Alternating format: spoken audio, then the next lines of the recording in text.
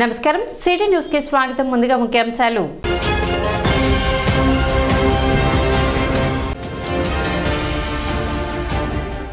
విద్యా విధానాన్ని పూర్తిగా నాశనం చేసిన ముఖ్యమంత్రి జగన్మోహన్ రెడ్డి అంటూ విమర్శించిన మాజీ మంత్రి ఆలపాటి రాజేంద్ర ప్రసాద్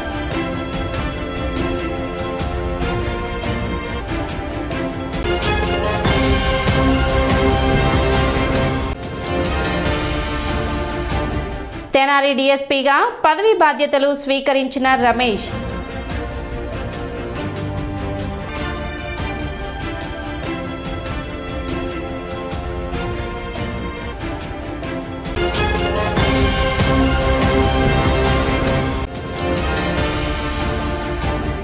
రానున్న ఎన్నికలకు సిద్ధంగా ఉండాలి కార్యకర్తలకు పిలుపునిచ్చిన మాజీ మంత్రి ఆలపాటి రాజేంద్ర ప్రసాద్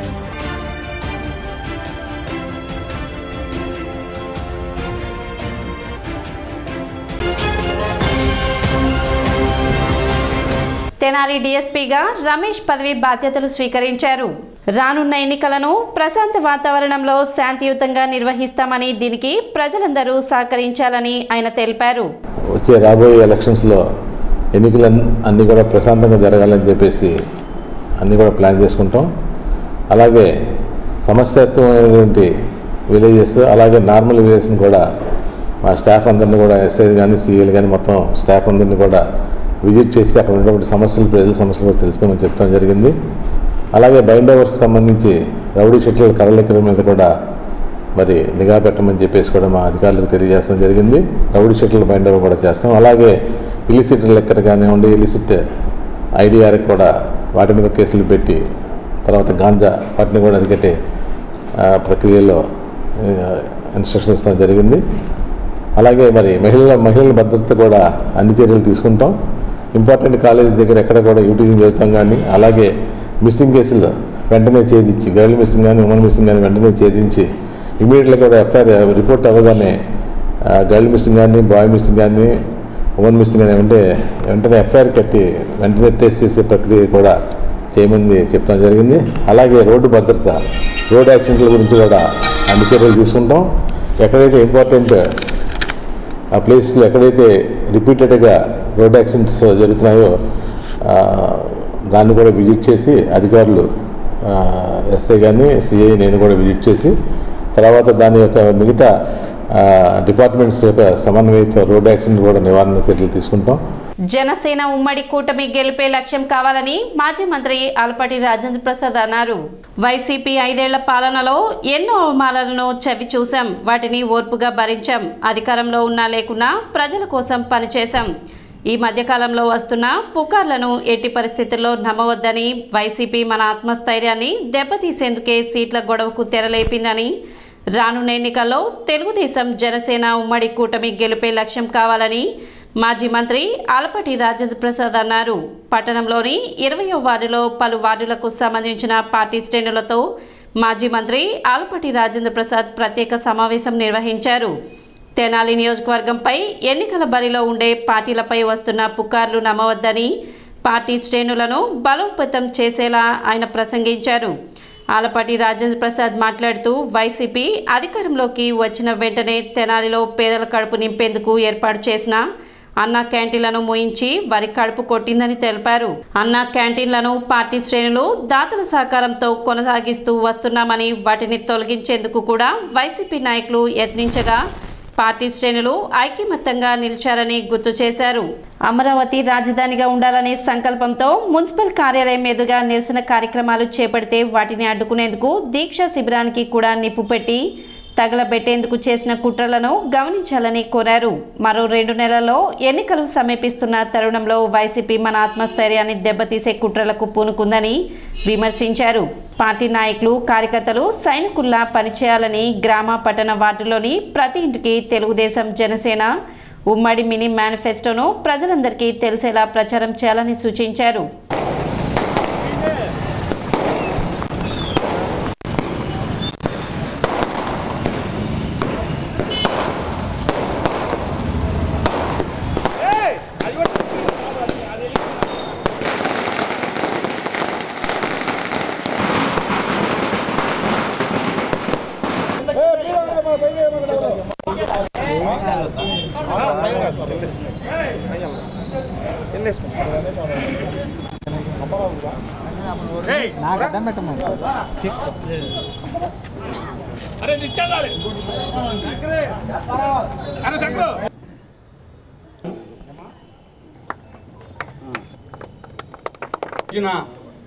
మన ఆత్మీయ సమావేశానికి అంటే కింద స్థాయి నుంచి పై స్థాయి వరకు జరిగే వ్యాపారస్తులు కానీ వ్యాపార సంఘాలు కానీ ఏ రోజు కూడా ఈ 5 సంవత్సరాల్లో మేము తృప్తిగా ఉన్నామనే భావన ఈ పార్టీ వల్ల కానీ ఈ ముఖ్యమంత్రి వల్ల కానీ ఎక్కడైనా కలిగిందా అనేది మనం ప్రశ్నించుకుంటే 100కి 100% కాదు అని చెప్పి మన మనస్సాక్షి చెప్పే అంశం.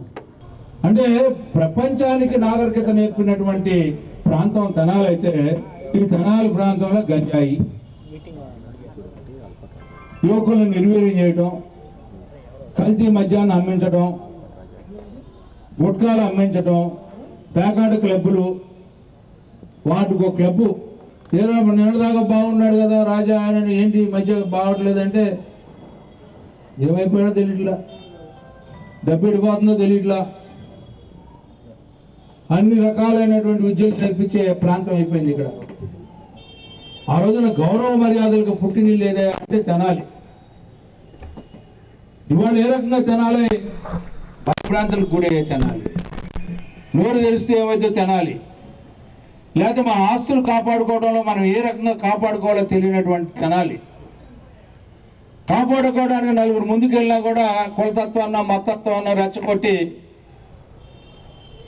ఇవాళ మన మీద తిరగబడే తెనాలి అయిపోయింది. ఇలాంటి తెనాల్లో మీరు ఆలోచించుకోవాల్సిన అవసరం. ఇక పైన నా తండ్రి సమానులు తులసిదాస్ గారు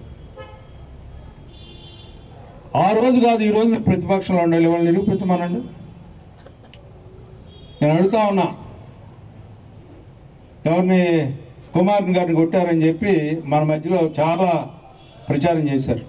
నేను ఇవాళ అడుగుతున్నా, వాళ్ళని ప్రమాణం చేయమనండి, లేకపోతే చెప్పిన వాళ్ళని ప్రమాణం చేయమనండి, ఎవరినైనా సరే. ఎవరు నేను అసలు వాళ్ళనే ప్రమాణం చేయమనండి. నేను చూశాను, లేకపోతే నాకు తెలిసింది, నేను ప్రమాణం చేస్తున్నానని చెప్పి ఈ కనికా పరమేశ్వరి అమ్మవారి ముందల ప్రమాణం చేస్తే నేను అసలు మళ్ళీ రాజకీయ చొక్కా అయ్యాను. దమ్ము, ధైర్యం, నీతి నిజాయితీకి మారిపోయారుగా చెప్తున్నా. ఎవరైనా సరే ఎందుకండి గెలవటానికి అంటే మీరు గెలవడానికి చేయని పని అంటూ ఉందా అని నేను అడుగుతా ఉన్నా. ఫేక్ ఓట్లు పెట్టారు, 17,900 ఓట్లు ఫేక్ ఓట్లు. ఎట్లా పెట్టారు? వెంకటరత్నం ఓటు 19వ వార్డులో ఉంది, ఇదే వెంకటరత్నం ఓటు 25వ వార్డులో ఉంది, ఇదే వెంకటరత్నం ఓటు 32వ వార్డులో ఉంది. ఇదే వెంకటరత్నం ఓటు మాత్రం ఖచ్చితంగా జగన్ ఓటే. జగన్ ఓటు ఖచ్చితంగా వేస్తాడని తెలిసి ఇతరులకు 2 ఓట్లు పెట్టించారు. ఆ రకంగా 17,900 ఓట్లని మనం మొట్టమొదటిగా ఐడెంటిఫై చేసింది రాష్ట్రంలో మనమే. ఆ రకంగా చేసిన దాన్ని బట్టి 30 లక్షల ఓట్లు. వీళ్ళు గెలిచింది ఎంత అంటే 27 లక్షలు తేడాతో గెలిచారు. 30 లక్షలు దొంగ ఓట్లు వేసుకొని గెలిచారు.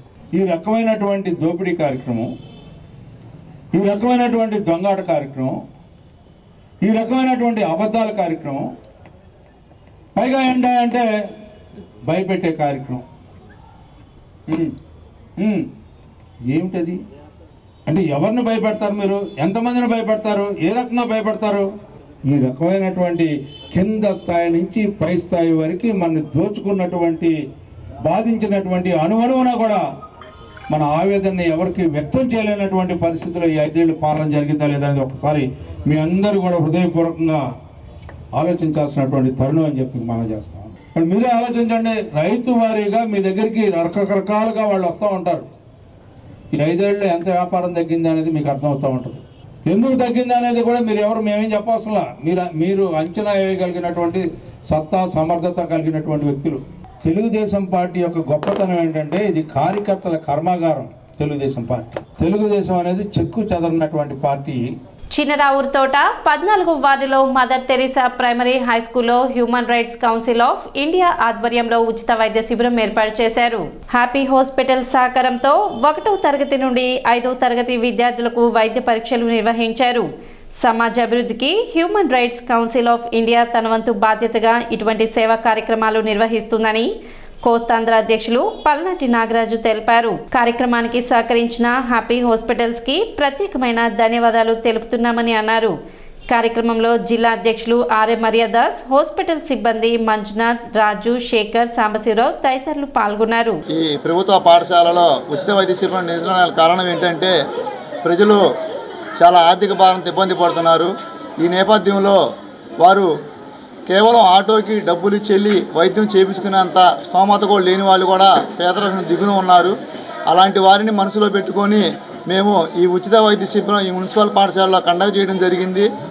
అదేవిధంగా సమాజంలో జరుగుతున్నటువంటి పరిస్థితుల వల్ల చాలామంది ఆర్థిక భారంతో ఇబ్బంది పడుతూ కనీసం వేతనాలు కూడా చేసుకునే పరిస్థితుల్లో ఉన్నారు. మా ముఖ్య ఉద్దేశం బడుగు బలహీన వర్గాలకి సేవ చేయటం, పేదవాళ్ళకి మంచి చేయటం, వారి పురోగతిని ముందుకు తీసుకెళ్తాం. ఇచ్చేసిన హ్యూమన్ రైట్స్ కౌన్సిల్ సభ్యులు మన నాగరాజు గారు, ఇంకా మిత్రులు మర్యాదాస్ గారు, ఇంకా హ్యాపీ హాస్పిటల్ సిబ్బంది అందరికీ కృతజ్ఞతలండి. మన పాఠశాలలో ఇట్లా ఉచిత వైద్య శిబిరం నిర్వహిస్తామని నాగరాజు గారు 10 రోజుల ముందే మనకి ఇన్ఫామ్ చేసి ఉన్నారు. అలాగే పిల్లలందరికీ చెప్పుకున్నాము. ఈరోజు చక్కగా పిల్లలందరినీ హ్యాపీ హాస్పిటల్ డాక్టర్ గారు పరీక్షించి మందులు కూడా ఇచ్చి ఉన్నారు.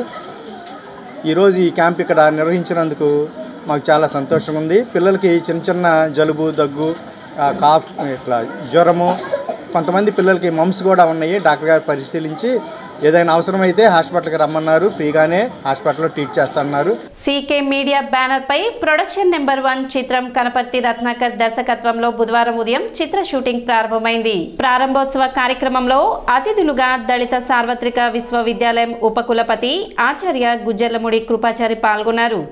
బాలల చిత్రావశ్యకతను వివరించారు. నేటి విద్యా వ్యవస్థ నేపథ్యంలో తెరకెక్కుతున్న ఈ చిత్రం ప్రేక్షకులను అలరిస్తుందని ఆకాంక్ష వ్యక్తం చేశారు. చిత్రాన్ని నిర్మిస్తున్న అమిరినేని వెంకట్ ప్రసాద్, సాధు సుస్మిత, కన్నెగంటి రవిలను అభినందించారు.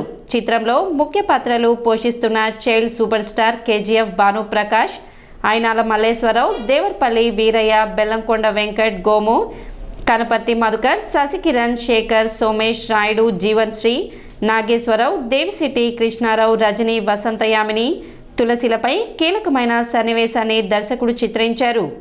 పూజా కార్యక్రమాలను గొల్లపూడి ఉమాశంకర్ నిర్వహించగా సాధు చలపతి నటీనటులపై క్లాప్ను కొట్టి షూటింగ్ ప్రారంభించారు. పట్టణ కళాకారుల సంఘం కార్యదర్శి గరికపాటి సుబ్బారావు, ముట్టడి ప్రకాష్, నటులు, దర్శకులు కనపర్తి బాబురావు, నటులు బడుగు మోహన్ రావు, మేరుగ సంజీవరావు, నవీన్ తదితరులు చిత్ర టీంని అభినందించారు. తొలుత నాట్యచారిణి వెంకటలక్ష్మి శిష్య బృందం ప్రదర్శించిన నృత్యాలు, ప్రీహాన్స్, శృణి సాయిలు ప్రదర్శించిన ఫోక్ డాన్స్లు అలరించాయి. ఈ చిత్రానికి డిఓపీలుగా రమేష్, భాస్కర్లు, ఆర్ట్ డైరెక్టర్స్గా వెంకట్, శ్రీనులు పనిచేస్తున్నారు. మేకప్, కాస్ట్యూమ్ డిజైనర్గా వెనుగళ్ల వెంకటేశ్వరరావు, స్టిల్స్ డి మధులు, సాంకేతిక నిపుణులు. కార్యక్రమాన్ని శ్రీకాంత్, సుబ్బారావు, సంజయ్లు పర్యవేక్షించారు.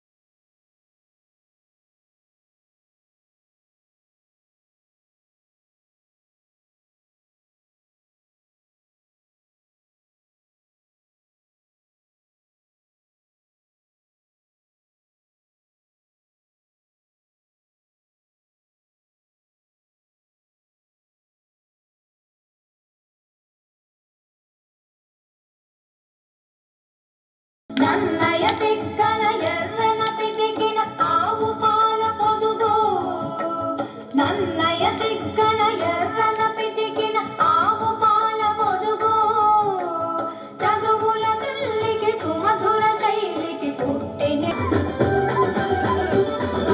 కళ్ళకు ఎత్తిన లేకున్నా నడిస్తే గల్గల్ కొప్పుల మల్లె దండల్ లేకున్నా చెక్కిలి గిల్గిల్ నవ్వుల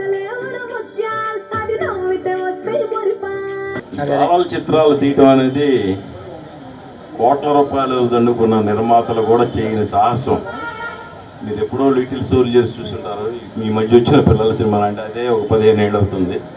ఇంత గ్యాప్లో ఏ ఒక్క నిర్మాత కూడా సాహసం చేయలేని పరిస్థితి.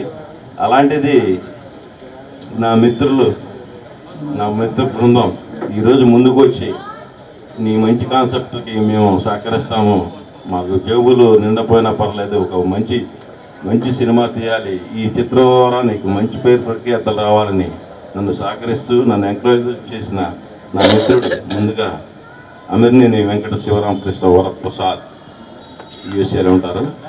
ఆ తర్వాత వాడు అక్కడ ఉన్నా కూడా నా చలపతి, నా సోల్మేట్ చలపతి, నువ్వు దగ్గరుండి ఈ కార్యక్రమాన్ని నడిపించని నన్ను ఇక్కడ పంపించి, తను గవర్నమెంట్ ఎంప్లాయ్ అయినా గత 4 రోజులుగా నాతో నిరంతరం ఉండి నన్ను ఈ స్టేజ్కి ఈ క్లాప్ దాకా తీసుకొచ్చి ముందుకు నడిపిస్తున్న మా చలపతి గారికి, అదేవిధంగా కన్నిగంటి రవి గారికి, రమేష్ గారికి, సుస్మిత గారికి, అందరికీ హృదయపూర్వకంగా ధన్యవాదాలు తెలుపుకుంటున్నాను. అభివృద్ధి చెందాల్సిన రాష్ట్రాన్ని రాజధాని లేని రాష్ట్రంగా భవిష్యత్తు కూడా పూర్తిగా అంధకారంలోకి నెట్టే విధంగా ఈ వ్యవస్థలన్నీ మేనేజ్ చేసేటటువంటి నాయకత్వం జగన్మోహన్ రెడ్డిదని మాజీ మంత్రి ఆలపాటి రాజేంద్ర ప్రసాద్ అన్నారు. కొల్లూరు తెలుగుదేశం పార్టీ కార్యాలయంలో మాజీ మంత్రి ఆలపాటి రాజేంద్ర ప్రసాద్ విలేకరుల సమావేశం నిర్వహించారు. పూర్తిగా విద్యా విధానాన్ని నాశనం చేసినటువంటి ముఖ్యమంత్రి జగన్మోహన్ రెడ్డి అని ఆలపాటి రాజేంద్ర ప్రసాద్ ఎద్దేవా చేశారు. చంద్రబాబు నాయుడు హయాంలో ప్రతి 5 కిలోమీటర్ల దూరంలో అప్పర్ హై స్కూల్, 5 కిలోమీటర్లు దాటితే ఒక హై స్కూల్, గురుకుల పాఠశాలలు, బీసీ హాస్టల్స్, ఇలా పేద పిల్లలు అభివృద్ధి చెందడానికి అన్ని రకాలుగా కృషి చేశారని, ఇప్పుడున్న ప్రభుత్వం స్కూల్స్ని మెర్జ్ చేసి స్కూల్స్లో సెక్రటరియేట్లు పెట్టడం, బడుల్లో రైతు భరోసా కేంద్రాలు పెట్టడం, కోర్టు ఉత్తర్వులు ఇచ్చేంత వరకు కూడా తెలుసుకోలేని అసమర్థత ముఖ్యమంత్రి నువ్వు కాదా అంటూ జగన్మోహన్ రెడ్డిపై మండిపడ్డారు. ఆచార్య దేవోభవ అన్నటువంటి ఆచార్యులను బ్రాందీ షాపుల దగ్గర లైన్లో నుంచోబెట్టి బ్రాందీ అందించినటువంటి ఘనత స్వాతంత్రం వచ్చిన దగ్గర నుంచి ఈనాటి వరకు నీకే దక్కిందంటూ జగన్మోహన్ రెడ్డిని ఉద్దేశించి మాట్లాడారు.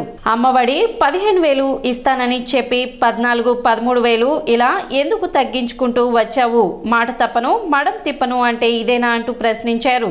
విద్యా విధానానికి అత్యంత ప్రాధాన్యత ఇచ్చి ప్రాముఖ్యతని సంతరించుకునేలాగా చేసినటువంటి ప్రభుత్వాలను మనం అనేక రకాలుగా చూసాం. మరి ముఖ్యంగా చంద్రబాబు నాయుడు గారి కాలంలో ఆయన గతంలో ముఖ్యమంత్రిగా పనిచేసినప్పుడు విద్యా విధానానికి ఇచ్చిన ప్రాధాన్యత, ప్రతి పల్లెకి ఒక స్కూలు, ప్రతి 5 కిలోమీటర్ల లోపల ఒక అప్పర్ ప్రైమరీ స్కూలు, 5 కిలోమీటర్లు దాటితే ఒక హై స్కూలు, అంతేకాకుండా గురుకుల పాఠశాలలు, residential schools, BC hostels, SC ST hostels, ఈ రకంగా ఎక్కడ అవకాశం దొరికితే బెస్ట్ స్కూల్స్, ఈ రకంగా పేదవాడు విద్యని పొందటానికి ఎన్ని రకాలైనటువంటి అవకాశాలు ఉంటే అన్ని రకాల అవకాశాలను కల్పించి ఆ రకంగా విద్యా ప్రమాణాలను పెంచినటువంటి విద్యా వ్యాప్తికి ఏదో ఒక వర్గానికో ఒక వర్ణానికో కాదు విద్య అనేది, విద్య అందరికీ అందాలి, అప్పుడే ఈ సమాజం విజ్ఞానవంతమైన సమాజంగా మారుతుందని చెప్పి నమ్మినటువంటి నాయకత్వం చంద్రబాబు నాయుడు. కేవలం రాజకీయ లబ్ధి పొందటానికి ప్రకటనలకే పరిమితయి, మీ పిల్లలేనా ఇంగ్లీష్ మీడియం చదువుకునేది, మా పిల్లలు చదువుకోకూడదు అని చెప్పినటువంటి ఈ రాష్ట్ర ముఖ్యమంత్రి జగన్మోహన్ రెడ్డి గారు ఈయన వచ్చిన తర్వాత మెర్జర్ చేసి స్కూల్స్ని 3rd, 4th, 5th అని చెప్పి బెస్ట్ అవైలబుల్ స్కూల్స్లో పూర్తిగా తీసేసి ఈ రకమైనటువంటి ప్రయత్నం చేయటం వల్ల ఇవాళ ఎక్కడైతే బడుల్లో మీరు సెక్రటరియట్లు పెట్టి, బడుల్లో రైతు భరోసా కేంద్రాలు పెట్టి, కోర్టు ఉత్తర్వులు ఇచ్చేంత వరకు కూడా స్కూల్స్ యొక్క ప్రాముఖ్యతని ప్రాధాన్యతని తెలుసుకోలేనటువంటి అసమర్థ ముఖ్యమంత్రి నువ్వు కాదా అనేది ఒకసారి ప్రశ్నించుకోవాలి. ఇంకొక తప్పు ఏంటంటే ఆ రోజున మెగా డిఎస్సి ప్రకటిస్తానని చెప్పి ఆ రోజున దాదాపు 20,000 టీచర్ పోస్టులు ఉన్నాయి. అంతేకాకుండా నేను ప్రతి సంవత్సరం డిఎస్సిని ప్రకటిస్తా అని చెప్పి నోటిఫికేషన్ ఇస్తా అని చెప్పినటువంటి నువ్వు 5 ఏళ్ళు అయిపోయిన తర్వాత ఎన్నికలు వెళ్ళే లోపల ఇవాళ విద్యా విధానాన్ని పూర్తిగా నాశనం చేసినటువంటి ముఖ్యమంత్రి జగన్మోహన్ రెడ్డి. ఇంకా పైన మీ పిల్లలేనా మా పిల్లలు చదువుకోకూడదా అన్నటువంటి రాజకీయ లబ్ధి పొందడానికి చేసినటువంటి నీ ప్రకటన, అదే ప్రయోగం, అదే మాటలు హైయర్ ఎడ్యుకేషన్ చదివిన పీజీ స్టూడెంట్స్కి ఎందుకు వర్తించదు జగన్మోహన్ రెడ్డి గారు అని చెప్పి నేను అడుగుతా ఉన్నా. ఎందుకు రీఎంబర్స్మెంట్ ఎత్తేసావు? అంటే ఉన్నత విద్య చదువుకోవడానికి వీలు లేదు, ఎవరు కూడా పేదవాడు అనేవాడు లేనివాడు చదువుకోవడానికి వీలు లేనటువంటి పరిస్థితులు కల్పించినటువంటి మోసపూర్తి ముఖ్యమంత్రి నువ్వు కాదా అని చెప్పి నేను అడుగుతా ఉన్నా. ఎవరిని మోసం చేయడానికి ఎన్ని ప్రయోగాలు పెట్టావు? పేదవాడిని మోసం చేయడానికి, పేదవాడిని అభివృద్ధి చేస్తానని చెప్పి ఎన్నికల ముందు చేసినటువంటి వాగ్దానానికి, ఎన్నికల తర్వాత నువ్వు ముఖ్యమంత్రి అయిన తర్వాత నీ స్వరూపం పూర్తిగా బయటపడినటువంటి స్వరూపం. నువ్వు రాకముందల నువ్వేం చెప్పావు? వాళ్ళకి సిపిఎస్ సిస్టమ్ని రద్దు చేస్తాను. వాళ్ళు ఎందుకు రద్దు చేయలేకపోయావు? నాకు అవగాహన లేదని చెప్తున్నావు. అవగాహన లేని ఎందుకు మాట ఇచ్చావు ఆ రోజున? లేకపోతే ఉన్నత విద్య చదువుకునేటటువంటి పీజీ స్టూడెంట్స్ని కానీ ఎక్కడికక్కడ ఎవరికి వాళ్ళు నువ్వు 15,000 రూపాయలు ఇస్తా ఉన్నావు. నాడు నేడు కింద చాలా వేల కోట్ల రూపాయలు వచ్చినాయి మీకు, అవన్నీ మింగేశారు. 15,000ని 14,000 ఎందుకు చేసావు? 14,000ని 13,000 ఎందుకు చేసావు? అమ్మఒడి 13,000 నుంచి 12,000 ఎందుకు చేసావు? నువ్వు అన్నమాట మీద ఎక్కడ నిలబడ్డావా? ఇదే నా మాట తప్పును మడమ తిప్పును అనే దానికి అర్థం. ఈ రకంగా నువ్వు విద్యా విధానాన్ని పూర్తిగా నాశనం చేసి రాష్ట్ర ప్రయోజనాలని తాకట్టు పెట్టుకుంటూ బతికినటువంటి ముఖ్యమంత్రి ఎవరన్నా ఉన్నారంటే నువ్వే. రాష్ట్రంలో అత్యధిక జనాభా కలిగిన కాపులకు రానున్న ఎన్నికల్లో అన్ని రాజకీయ పార్టీలు దామాషా ప్రకారం సీట్లు కేటాయించడం అఖిల భారత కాపు జాగృతి జిల్లా అధ్యక్షురాలు కమ్మల రజని శ్రీనివాసరావు తెలిపారు. బుధవారం విలేకరులతో మాట్లాడుతూ రాష్ట్ర వ్యాప్తంగా కాపులపై దాడులు, అక్రమ కేసులు బనాయించడం తగదని తెలిపారు. కాపులను ఓటు బ్యాంక్గా గత ప్రభుత్వాలు వాడుకున్నాయని, ఇక నుండైనా ఆ పద్ధతి మారాలని కోరారు. గ్రామ స్థాయి నుండి రాష్ట్ర స్థాయి వరకు ఏ కాపు బిడ్డకు కష్టం వచ్చినా కాపు జాగృతి అండగా ఉంటుందని, రాష్ట్రంలో ఎస్సీ, ఎస్టీ, బీసీ, మైనార్టీ వర్గాలను కలుపుకొని వారికి తోడుగా ఉంటామని తెలిపారు. రాజ్యాధికారం దిశగా కాపులు ముందుకు సాగాలని ఆమె వెల్లడించారు. ఈ నెల 16వ తేదీన విజయవాడలో జరిగే కాపు ప్రతినిధుల సభకు జిల్లా నుండి అత్యధిక సంఖ్యలో హాజరై సభను జయప్రదం చేయాలని పిలుపునిచ్చారు. సమావేశంలో పిరాటి శ్రీలక్ష్మి, చందు కనక మహాలక్ష్మి, ఇక్కుర్తి నీలిమ, దాసరి సరోజ, కమ్మెల, నాగదివ్య తదితరులు పాల్గొన్నారు. రాష్ట్రంలో అత్యధికంగా రాజకీయాల్లో అత్యధికంగా జనాభా గల కాపులకి ఎక్కువ కాపులు ఎక్కడున్నారో అక్కడ ఎమ్మెల్యే సీట్లు, ఎంపీ సీట్లు ఇవ్వాలని కోరుతున్నాము.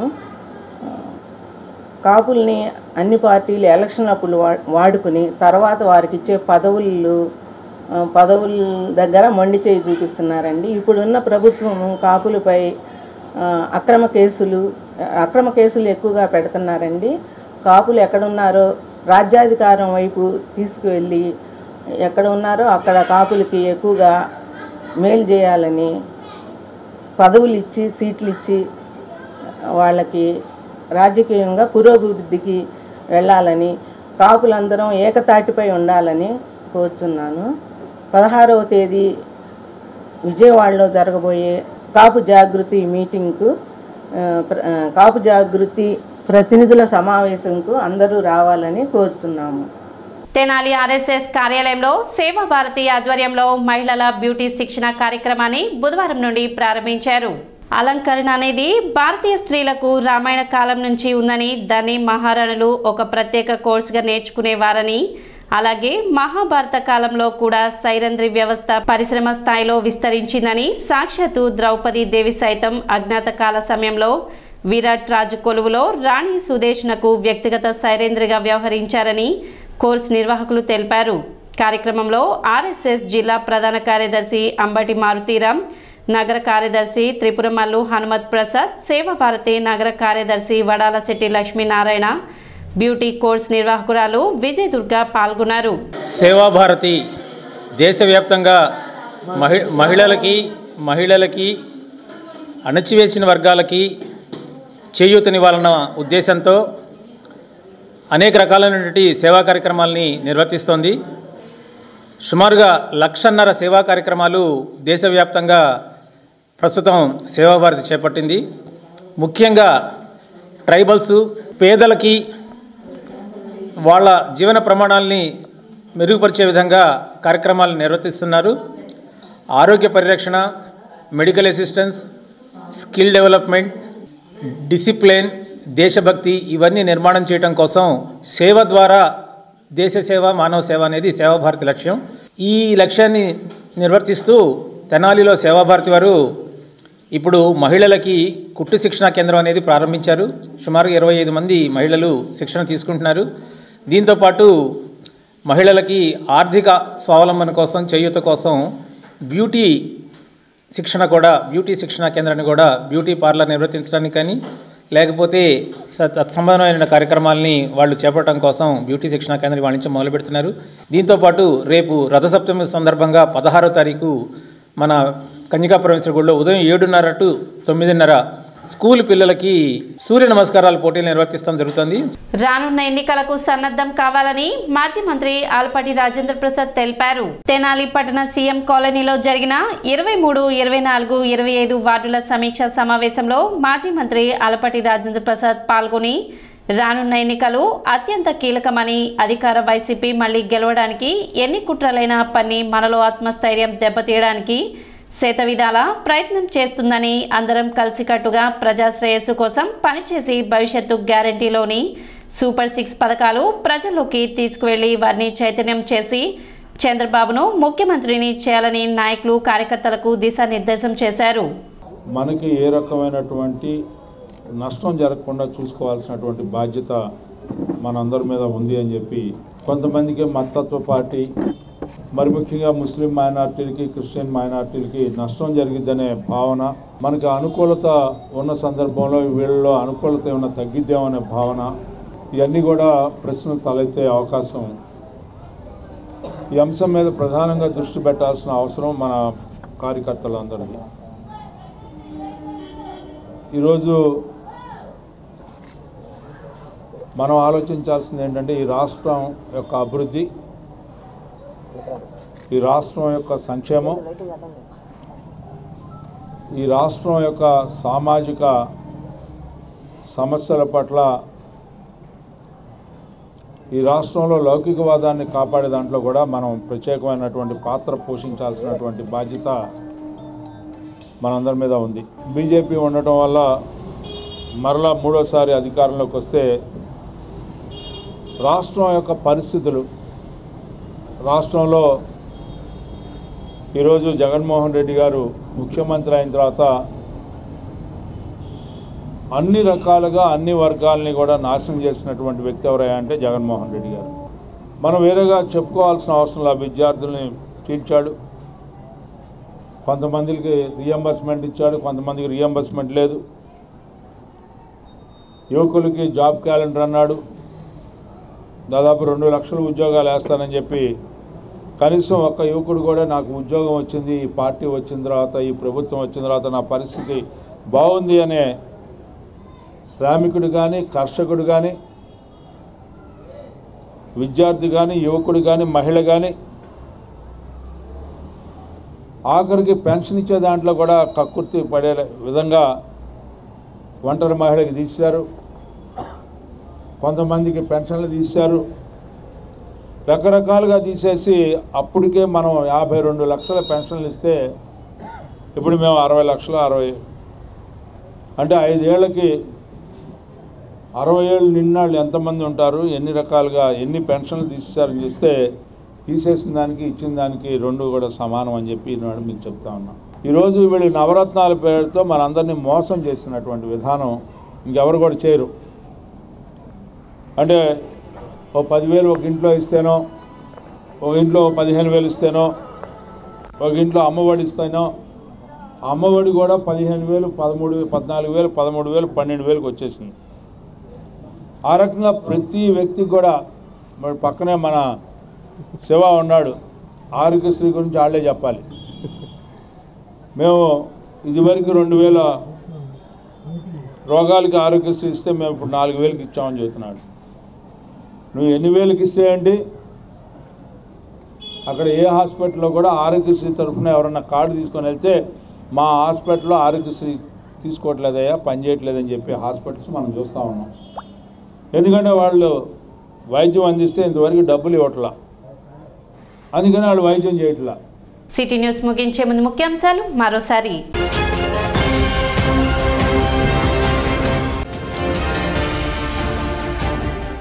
విద్యా విధానాన్ని పూర్తిగా నాశనం చేసిన ముఖ్యమంత్రి జగన్మోహన్ రెడ్డి అంటూ విమర్శించిన మాజీ మంత్రి ఆలపాటి రాజేంద్ర ప్రసాద్.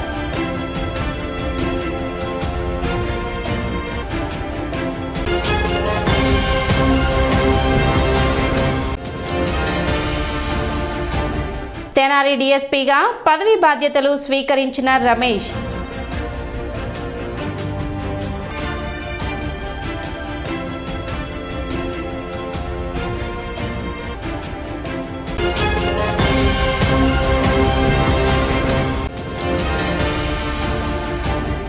రానున్న ఎన్నికలకు సిద్ధంగా ఉండాలి, కార్యకర్తలకు పిలుపునిచ్చిన మాజీ మంత్రి ఆలపాటి రాజేంద్ర ప్రసాద్.